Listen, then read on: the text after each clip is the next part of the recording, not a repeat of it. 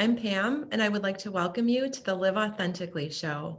My team and I help other people step into their authentic realities, and we do this a number of different ways.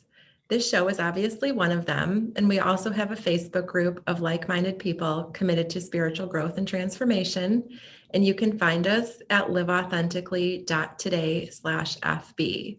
Also in 2020, I launched my debut book, SOAR, SOAR, and it's an experiential spiritual journey through a transformative event in my life and shows how I partnered with the universe to create my new reality. So go ahead and check that out. And I believe that no matter who you are, no matter where you are, no matter what you're struggling with, I believe that with an open mind and an open heart, you too can partner with the universe and create a reality where you feel like you're soaring. So on my show today, we are very, very blessed to have with us Udo Erasmus. Hey, Udo. Hi, glad to be here. Yeah, thank you so much for being here. I've been looking forward to this all week. So we've got a great show in store for you guys today. Udo has a long list of accomplishments, and I'm going to name off a few here, and I'm going to give him the floor to tell us about all of the amazing work he's doing in the world. But he is a pioneer in the health and wellness industry, the inventor of flax oil, and also author of Fats That Heal, Fats That Kill. And I'm super excited to hear about all of that. He has impacted over 10 million lives by delivering his message on how to achieve perfect health. So much rich content there. But before we launch into all of that, I'd like to start the show off with the same question that I ask all of my guests. And that question is, how do you live authentically every day? Hmm. Well, for me, it begins, when I wake up in the morning, I say jokingly, I say to people, well, when I wake up, I want to check in to see if I'm still there.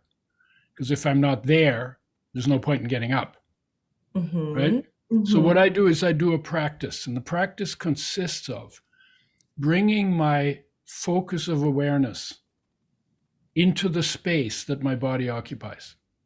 Okay. And in what is in that space? Well, that's what you want to discover, Mm-hmm. because in that space is actually everything you're looking for in the world outside, deep down, like that what we're looking for, we already have. But we're usually looking away from it instead of looking into it. Mm-hmm. And so I like to start with a stillness practice where I just connect to the place in me where the peace lives. It's a real place, but it's in the core. So it's deeper than we mostly go. And the unconditional love that life has for the body. And when I experience those, that's a really good way to get out of bed and drag that into the world with me. Yeah. So that's my homework to get to authenticity. I don't know how else I could understand authenticity than to be fully present in my own nature, in my own being. And then to be as present as I can be during the day in whatever I need to do, and to take that with me because it changes the quality of how I think, how I talk, how I act, and therefore changes the consequences of the results of all of those. Mm-hmm. And do you ever feel like as your day goes on, even though you start off with the intention and the commitment to be present, do you ever find that the events of life sort of tug you in a different direction, like pull you out of the present moment? And if so, what do you do to recenter yourself? Right. Oh, sure. Oh, sure. Because it is our nature that anything that changes on the outside will draw our awareness to it, because we have to do that for survival. Because when something changes, you've got to say, is this friend? Is this foe? Or is this irrelevant? And then act according to what your assessment is. So we're very good at going out and it's automatic. Mm-hmm. Going back has to be deliberate because there's nothing inside changing and saying, hey, look at me, look at me. So what gets us to come back is what I call heartache. An uncomfortable feeling in our chest that can be Mm-hmm. triggered by all kinds of different external events, but Mm-hmm. it is actually our heart calling our attention to come back home to life, to Mm-hmm. awareness. And so, yeah, it happens every day. That's why deliberately the practice in the morning. And then sometimes you just take a few minutes. One of the easier ways is to just follow your breathing quietly, breathe lightly. Mm-hmm. And you can do that when you're sitting on the toilet. And you can sit that, just in moments where you don't have to focus on something else on the outside. You can do it anywhere. Or you can even take a minute and just do that. 3 breaths, right? Something triggers you, before you jump on it and do survival most of the time it's not survival worthy. Instead of jumping on it in survival mode, take 3 deep breaths and recognize there's 1,000 ways you can respond. But if you don't take the space between the trigger and the response, then often you'll go into emergency mode from all of your childhood dramas and traumas, and then address it that way, which may not be the most effective way of addressing a situation. So this is a work in progress. We're always going to go out through our senses into the world of change, and we're always going to have to take time, make a commitment to take the time for stillness practice that brings our focus back home to where all the goodies are. That's where our life is. That's where our fulfillment lives. And the fulfillment isn't the result of something. It is a state of being built into us.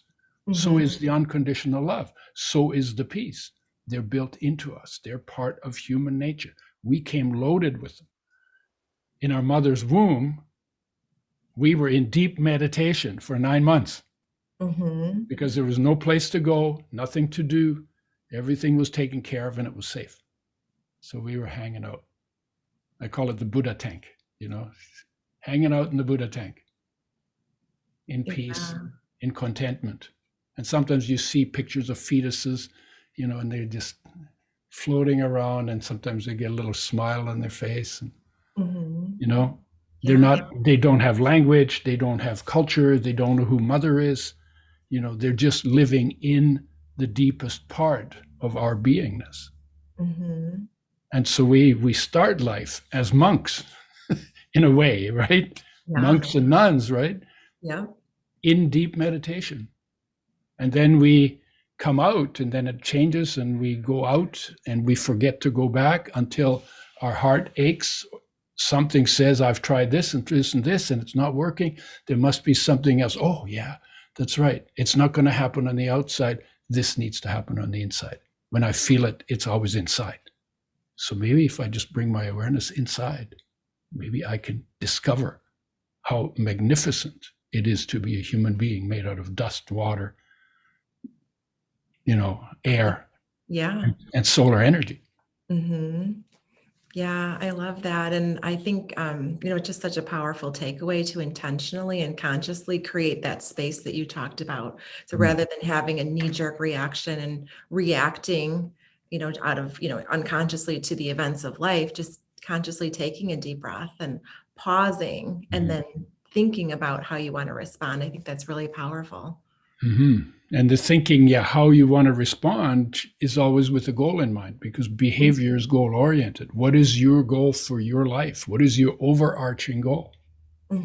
Set a really high standard. I would like to experience what the masters experienced, because they all said that's possible for us, but hardly ever anybody sets that standard. And then what you do, you set the standard. That doesn't get you there. That's when the effort begins. And you fail and you fail and you fail and you get it, and you fail and you get a little more, and you fail and you get a little more, and I've lost it again, and and slowly you fail your way to success in the highest possible way that a human being can experience their own life. Yeah. And I know one of the standards I set for myself, actually the main predominant standard, is to live what I call the unconditional life. I think that the vast majority of mass consciousness, and I say this with no judgment, but we're conditioned to live the conditional life. We're allowing the vast majority of our energy field to be dictated and to be driven by what's coming to us, right? What's outside, what's external, behaviors of other people, judgment, limiting beliefs, etc. But I believe that, when we strive to live the unconditional life, right, when we intentionally choose higher states of being like peace and empowerment and truth and connection, etc., we set that first. And we can hold that state of being, but it really is a moment to moment practice, like you said, of holding that standard and really anchoring on that. And then when we do that, then we become almost, I don't want to use the word immune because I don't want to suggest like absolutism, but then the events of life, right? Somebody who cuts you off in traffic or whatever it is, those events of life really don't rattle us because we know that we're empowered to make conscious choices in our life. And those conscious choices also include emotions. They include our states of being. Yep. I couldn't have said it better.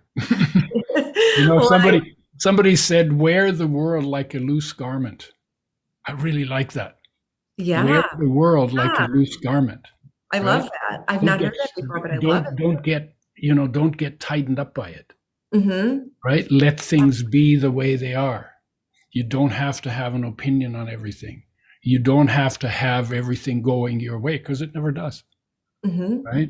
But what you have 100% control over is your own state of being. Mm-hmm. Once you have learned how to bring your awareness, bring your focus into your inner states of being in the space that your body occupies. Right? Right. So, but it doesn't happen if we don't commit to it, if we don't deliberately choose it, mm-hmm. and if we don't make any effort towards it. This is not like peace and love will never drift into the world.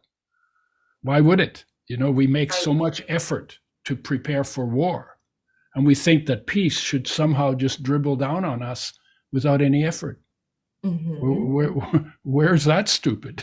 Right? Right. And so why not make that effort instead of making an effort against war or to clean up if the effort wasn't successful? Why not make the effort towards peace in the first place and create a situation in which war is unnecessary, impossible, and unthinkable? Right. Because that state of being exists in 8 billion human beings. Absolutely. Yeah.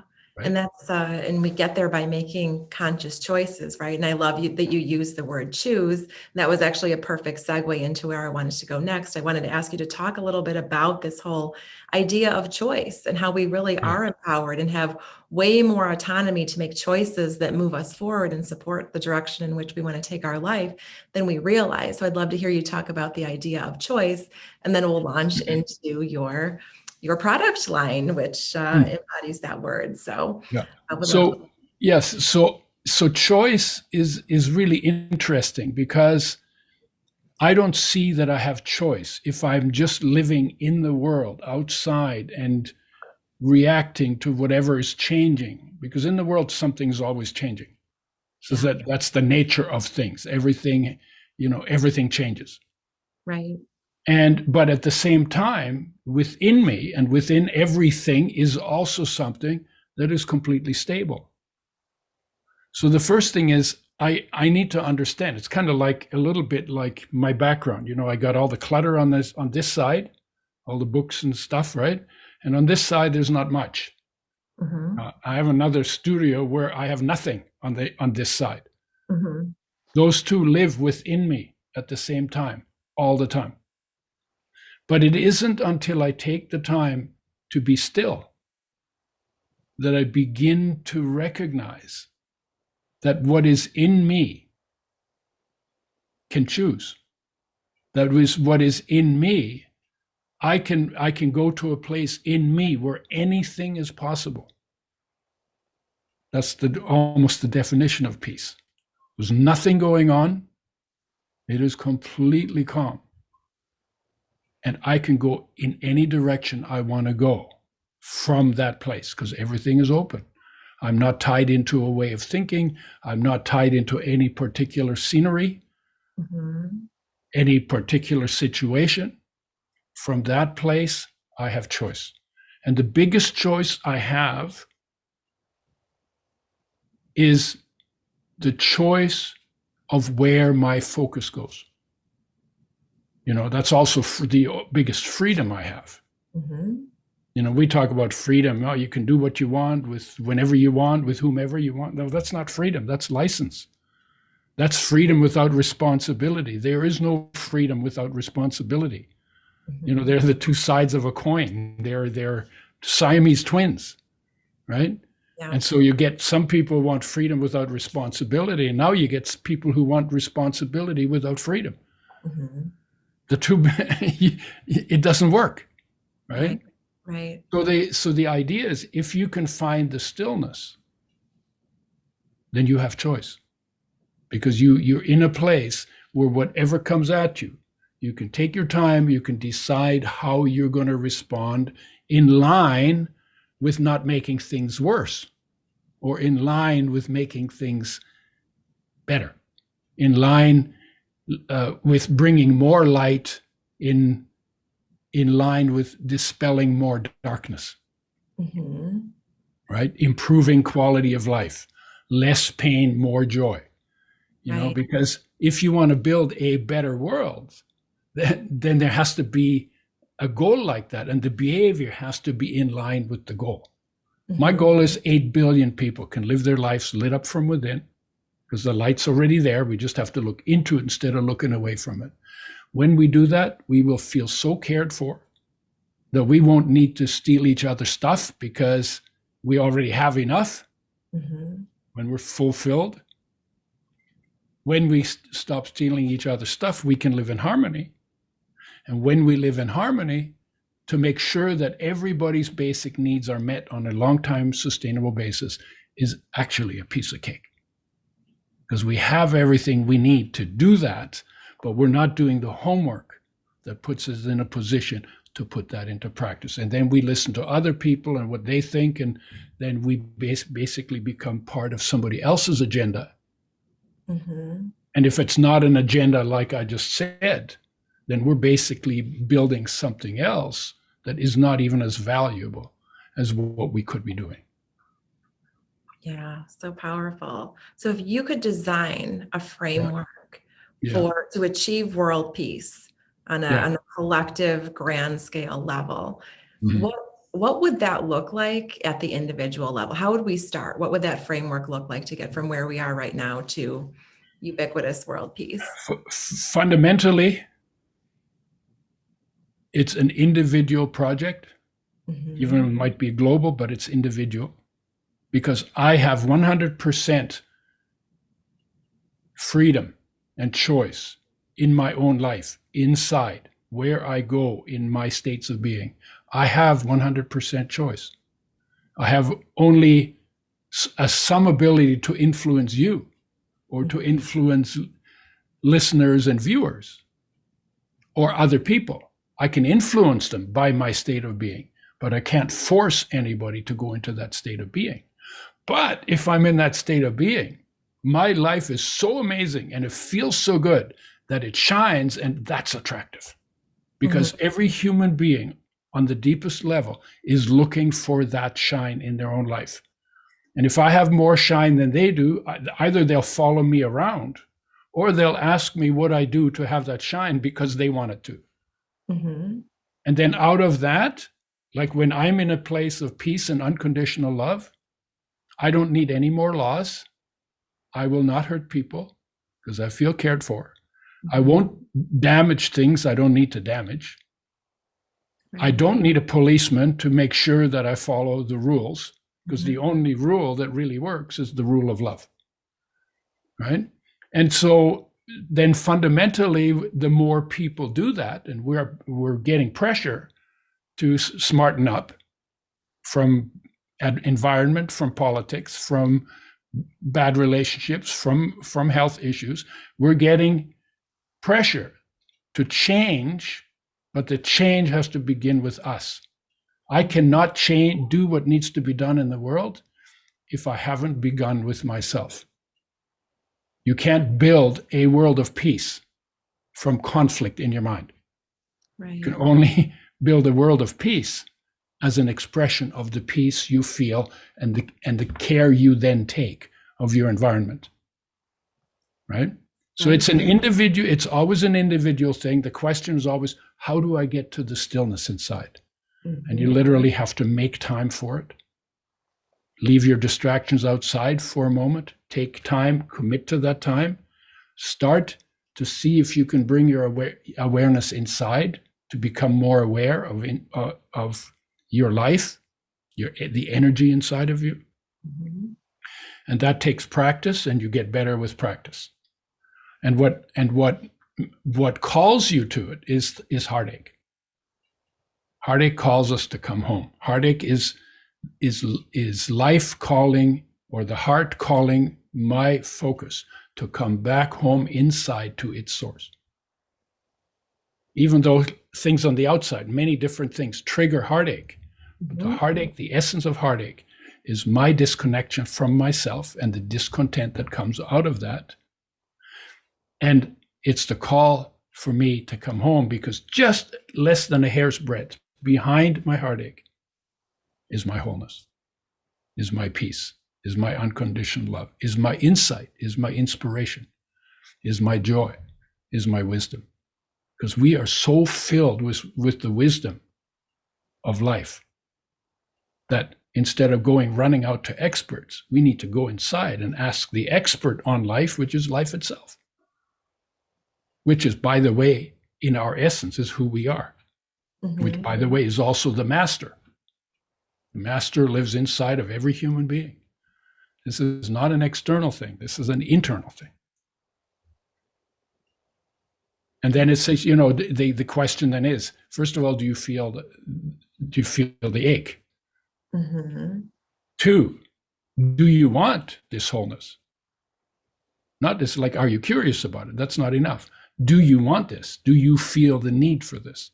Because it's the need that you feel that's going to keep you coming back.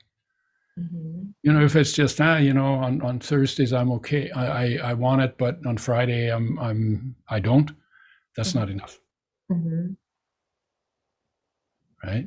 And every human being is being called to come home. Most people don't know that that's even a call to come home. Right. And once you get clear that, first of all, what you're looking for is inside. Number 2, there's a call for it. If you find that call, then the how, you'll figure it out.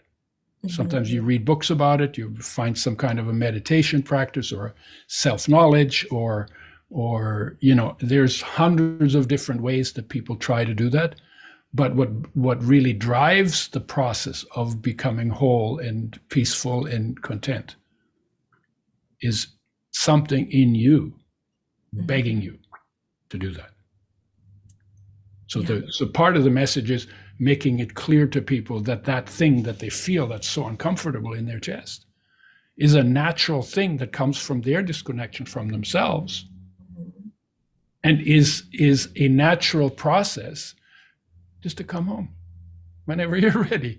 It'll be there until you deal with it. And even if you deal with it, then you start to feel really good, and then you start to drift again because you become sloppy and you don't do your homecoming practice. Well, then this ache will begin to come back to remind you, hey, come home, come home, come home, come home. Yeah. Every day you go out, every evening come back. Every night you roam in your mind, every morning come back.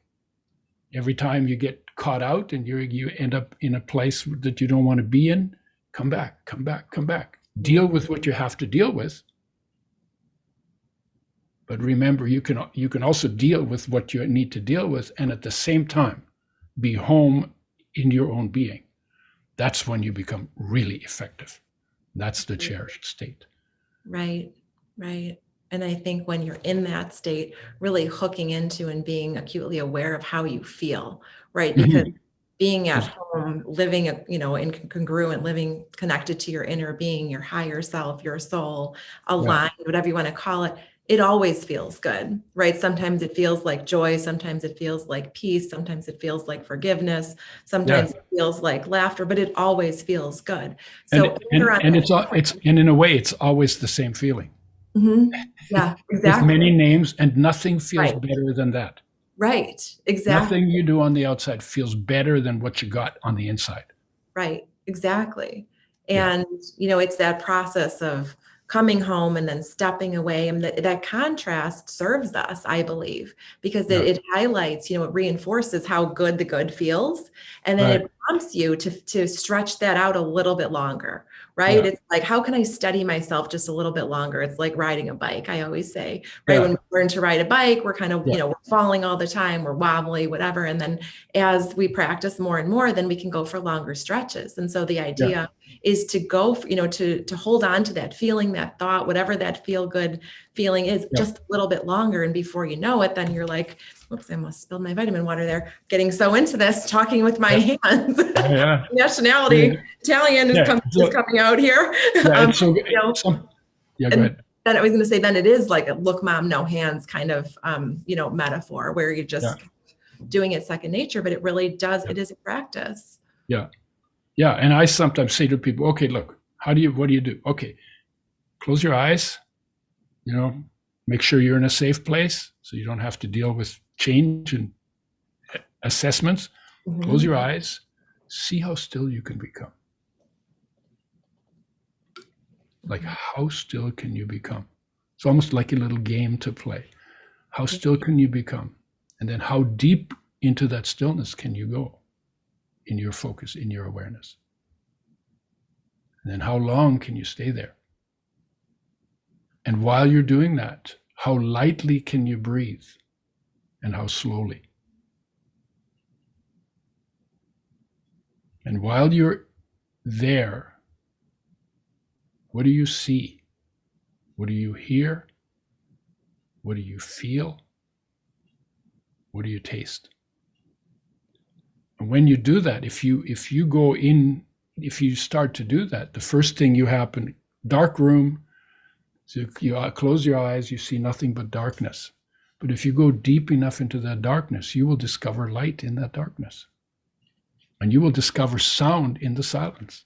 And you will discover love in the emptiness, feeling of love in the emptiness. And you will feel sweetness in your bland, mouth. Your mouth usually tastes bland. Most people don't talk about it, but you will actually taste sweetness. And that is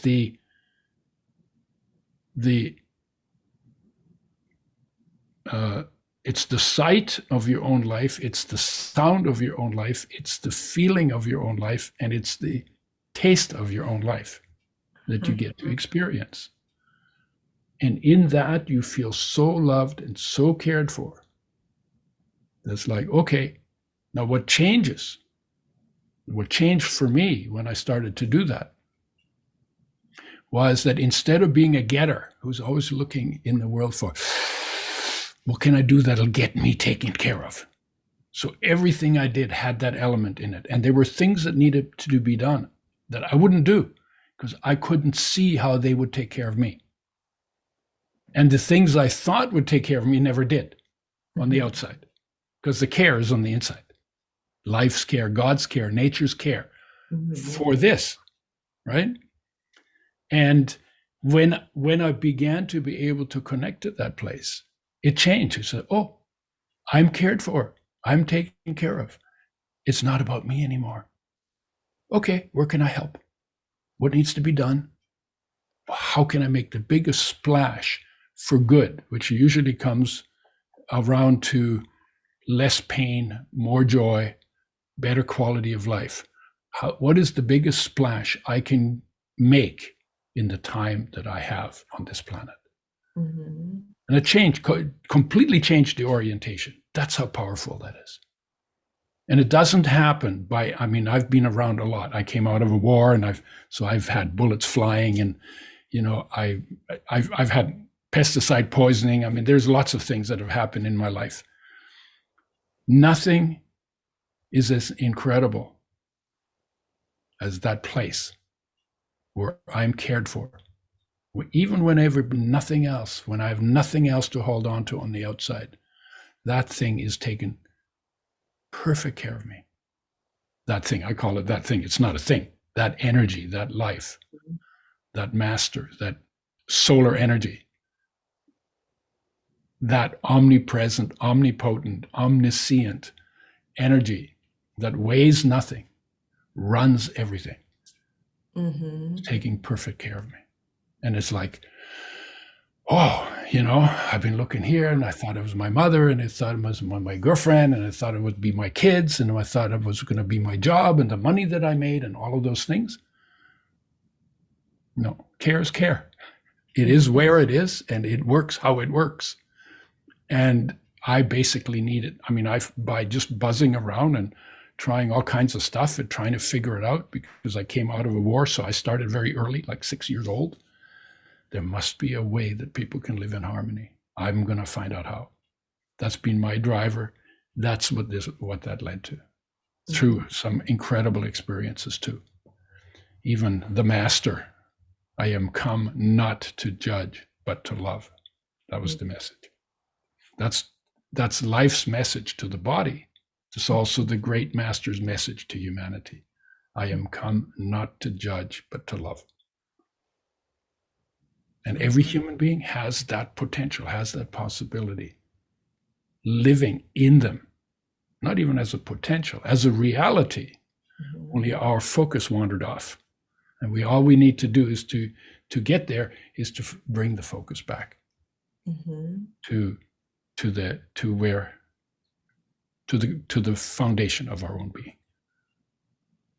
Yeah, that's beautiful. And that's exactly what this journey to authenticity is. It's a journey back to that place, like you said, back home, back inward. And it's removing all of the layers that have been piled on, the fear, the doubts, the external need for external validation, the limitations, et cetera, and getting back to that place and really accessing all of those energies that live within all of us. Right. That is where the authenticity is. You can't be authentic without being present to your own nature. That is your own nature. Right. So you can't do authentic by formulas. You can't do authentic by gimmicks. Authenticity is to be fully present in what you are, in all of your being. I say awareness, life energy, inspired creativity, physical body, and survival smarts. Those are 5 different aspects of human nature. And you can be simultaneously present in all of them by being fully present in the space your body occupies. And then you have social group and natural environment and big picture on the outside. And when you're fully present in all of your being and your surroundings, and not lost in thoughts and memes and trips in your head, then you live the authentic life. I don't know that it's possible any other way. Right? Or let me make a formula for authenticity. No, if you got a formula, it's not authentic. Right. Exactly. Yeah. So let's just say, somebody who is listening to this or watching this says, you know what, my curiosity is really piqued. I'd love to start to figure out how to get to that place. I'd love to start my journey back home. What is the most powerful question you think someone could ask of themselves to start that journey? Well, if I look at my own life, the most powerful question I asked, and this was like, we weren't born religious. We didn't do religion at home. Nature was our religion. We were nominally Lutherans. And I got to a point in my mid-20s where I thought, my parents, nobody remembers my grandfather. He hasn't been dead for 50 years. They're still talking about these people who lived 2,500 years ago. It's like, what's the difference between grandpa and these great masters? And I said, I want to know what the difference is. And this is like, it became a real question for me. I want to know what the difference is. Then I said, you know what? I actually want to have the experience that the masters had. I don't want to be a master. but I want to have the experience, because what they talked about or where they talked from was pretty amazing. That's a good question to ask. What would it feel like to experience what Buddha or Krishna or Ram or Christ, maybe Lao Tzu, maybe, whoever the great teachers are. Mm-hmm. And they were, them because they only had one law. The law was love. Yeah. Right? Love yourself, love everything. Mm-hmm. And because if you don't keep that law, you'll break the 1,000 laws of Moses or Muhammad or Confucius. Mm-hmm. They were lawmakers. The masters knew if you don't follow the law of love, you'll break all the other laws you make. So don't make any more laws. Just focus on being in the law of love. Mm-hmm. And out of that question, I want to experience what these masters experienced. Came some really bad experiences with institutions, religious institutions, and one unbelievably incredible experience of a being made of light in the middle of nature, because I was trying to clear my head because I was really confused by the bad treatment. And this being made of light embodied a message, didn't say it. I could say the message, I am come, not to judge, but to love. Mm-hmm. And it completely cleared my head in my confusion. I have never had a question of what the central message of the masters was, of the great teachers was. And it's a message of those teachers to humanity, but it's also the message of life, the energy that is life, to the body, because it loves my body unconditionally. Through my war and through my dramas and through my traumas, I didn't give it any attention. And it perfectly took care of me through all of that stuff. And then I decided, gee, maybe I should get to know that a little bit better, because it's been pretty good to me, but I've never acknowledged it or given it any, or tried to get to know it or anything. I've been complaining about all the problems and all the things that happened to me, and I've never given this any attention. And so I got to the point where I said, you know what? I think I want to make friends with life, because it's been awfully, awfully, awfully good to me. And then it came, and then it was like, well, how do I stay in that experience? And that led to somebody showing me a method that I practiced. And the method works, but the method by itself is useless, because if the heart's not aching for it, if you don't feel a need for it, then you're not going to practice it, because it's boring. Yeah. And then when you start, you get out of addiction to doing, mm-hmm. and you start to go for being. The first thing you're going to get is boredom, because now it's like, oh, nothing's happening. Oh, and then you notice that how addicted you are to doing. Mm-hmm. So then you get bored. But then my question is, do you notice how peaceful it is in your boredom? So you're actually heading in the right direction. You haven't seen the light yet. You haven't found the love inside yet, but you're out of your addiction, and you're in a no man's land between the external world and the internal world. Mm-hmm. So keep going. So fall in love with the boredom, because you're almost to peace. Mm-hmm. Right? Yeah. And so, in a way, that's the program. But you can't do it by a formula. We like to do everything by formulas, but there's no formula for this. It's the thirst of the heart that does most of the work in getting you onto and into the internal journey. Yeah, beautiful. Beautiful. So yeah, there's just so much content there. I wish we had time to go into all of it. I'm actually writing an article this weekend about that concept that you just spoke of. Mm-hmm. We're human beings, not human doings. And we're just so conditioned to, to chase the doing and to be in constant motion and just showing up. And like you said earlier, just shining our light, just being who we are, showing up as our authentic self. Yeah. may in fact be all it takes to prompt a stirring in someone else's soul, start Right. the awakening process, Yeah. which makes a case for, again, doing the work from the inside out, continuing to invest Yeah. in your mind, body, and spirit so you can raise your vibration, shine your light even brighter, and therefore prompt other people to do their work to achieve inner peace so that someday we eventually can hopefully get to a state of world peace. Yeah. Yeah. I talk to people sometimes about being and doing. So which is more important, being and doing? Well, obviously, being is more important because you can be without doing, but you can't do without being. So Right. being is your foundation. And if you're not in touch with that foundation, you're basically living your life without foundation. Mm-hmm. And because we've mostly done that as a human race, 100 billion people over the last 200,000 years, is why we've done so much destruction. Right. In everything, model. environment, politics, health, in everything.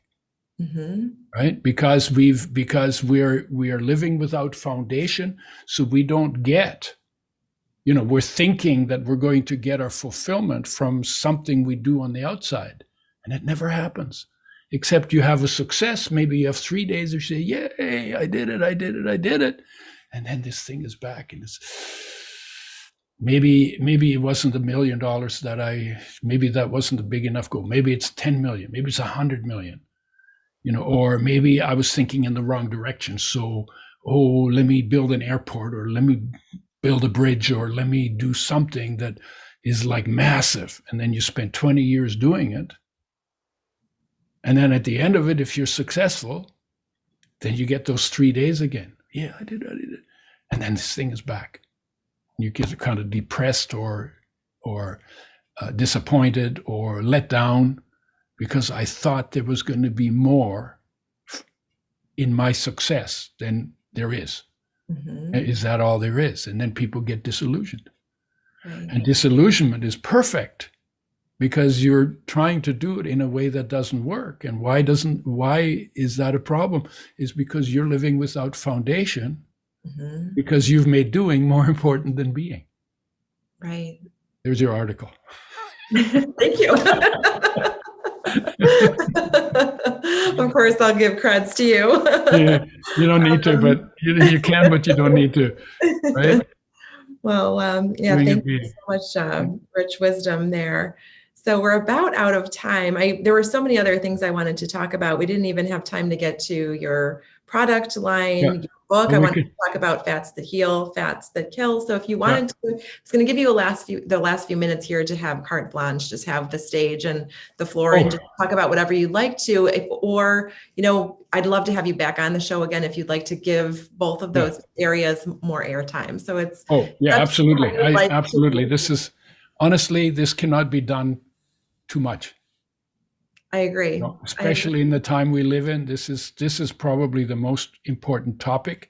And the reason why I do this in preference to talking about fats and oils is simply because it's a more important topic.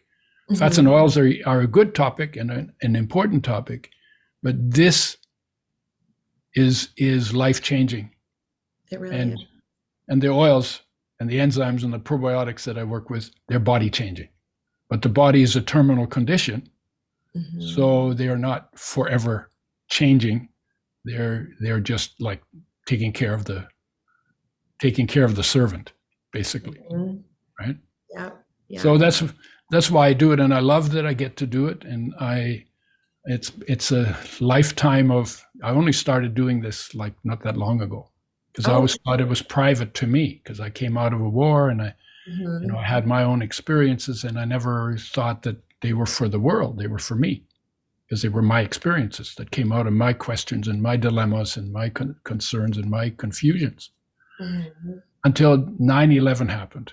And when 9/11 happened, my take home was, oh my God, discontent people will always spread discontent. And if people who know what contentment is, and I claim to be one of those people, if we don't spread contentment faster than they spread discontent, guess where we're headed? Right. And at that point, this was like 2001, And at that point, I said, no, I need to be public about what I've learned from my own journey. Mm-hmm. And then I had to start to figure out how do you talk about this in a way that isn't weird. And slowly, I'm getting better at doing that. So, and I'm glad that I get to do it. And this is basically what I have to do. You know, we live in a time where this is important, because things don't get better by themselves.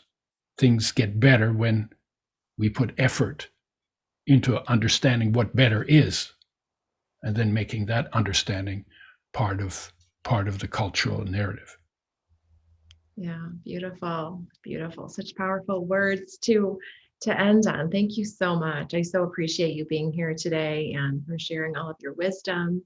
And if people would like to get in touch with you directly, what is the best way for them to do that? Well, for the products that they may have to check out themselves, udoschoice.com, udoschoice.com. And I'm on Facebook and I'm on Instagram and Udo Erasmus. And I have another website that's called theudo.com, theudo.com. And that's where we talk more about this and some educational stuff in the books. They're there. Okay. The books are on both websites, actually. Awesome. I have a book called The Book on Total Sexy Health, the 8 Key Parts Designed by Nature. And that's an overview of this topic, but I have a lot more writing to do on that. Amazing. Can't wait to check it out. Well, thank you again for being here. I've so enjoyed our time together. All right. Thank you. Thank you. And thank you to our viewers and listeners. I so appreciate you. And as you know by now, I believe that time is a choice. And I'm grateful that you've carved time out of your day to be here and listen to all of the powerful words that Udo has had to share with us today. Thanks, everyone, and have a great day. And it's awesome what you're doing. Oh, you're too kind. Thank you. Thank you. It's a pleasure to collaborate with you. Thanks, everyone. Bye.